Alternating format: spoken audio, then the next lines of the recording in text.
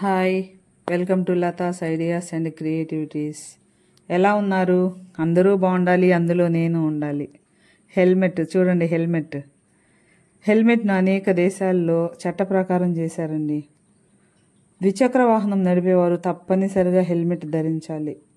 Road ప్రమాదాల సమయంలో helmet ధరించడం వల్ల తలకు గాయాలు తగలకుండా అది ప్రాణాన్ని రక్షిస్తుందండి. కాబట్టి ప్రాణహాని ఉండకూడదు అంటే తప్పనిసరిగా హెల్మెట్ ధరించి మనం ప్రయాణాలు చేయాలండి.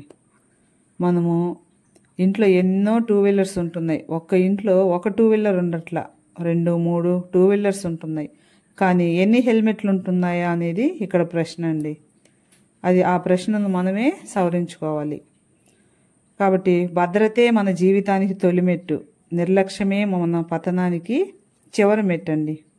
కాబట్టి ప్రతి ఒక్కరూ కూడా మంచి జీవితాన్ని ఆస్వాదించాలంటే భద్రతతో కూడినటువంటి నియమాలను పాటించాలండి.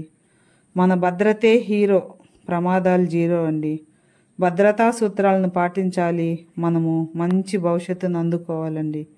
భద్రత పెంచుకోవాలి అంటే మనందరము ఆనందంగా ఆస్వాదించాలి జీవితాన్ని. అంటే ప్రతి ఒక్కరు కూడా హెల్మెట్ను ధరించి తప్పనిసరిగా వాడాలండి. మంచి జీవితాన్ని ఆస్వాదించాలండి.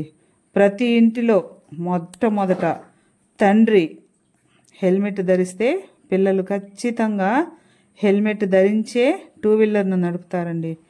కాబట్టి ప్రతి ఒక్కరూ మనము హెల్మెట్ ధరించాలి అంటే ఇంట్లో ఉన్నటువంటి తండ్రి ఫస్ట్ మారాలండి.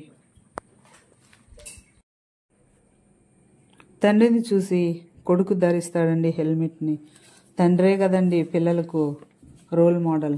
కాబట్టి తండ్రి ఖచ్చితంగా ధరించాలి. పిల్లలు దాన్ని చూసి నేర్చుకోవాలండి. యాక్సిడెంట్స్ జరిగి ఎంతోమంది హెల్మెట్ లేకపోవడం వల్ల మరణించారండి.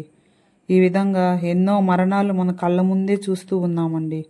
కాబట్టి ఏముందిలే అని ఎంతోమంది హెల్మెట్ ధరించకుండా ప్రాణాలు పోగొట్టుకొని వారి కుటుంబాలను అనాథలుగా వెళ్ళిన వారు కూడా ఎంతోమంది ఉన్నారండి. తలకు గాయం కాకుండా చేస్తుందండి హెల్మెట్. అందువల్ల ఒకవేళ పడినా కూడా ప్రాణానికి హాని ఉండదండి. అందువల్ల ప్రతి ఒక్కరూ కూడా హెల్మెట్ ధరించి వాహనాన్ని నడపాలండి. సురక్షితంగా మన గమ్యస్థానాలకు మనము చేరాలండి. ప్రతి ఒక్కరిలో ఖచ్చితంగా మార్పు రావాలండి. మనం ఈ విధంగా హెల్మెట్ను ధరించి పోలీస్ వ్యవస్థకు కూడా మనం సహాయం చేయాలండి. ఓకేనండి, ఉంటాను. నచ్చితే లైక్ చేయండి, సబ్స్క్రైబ్ చేయండి.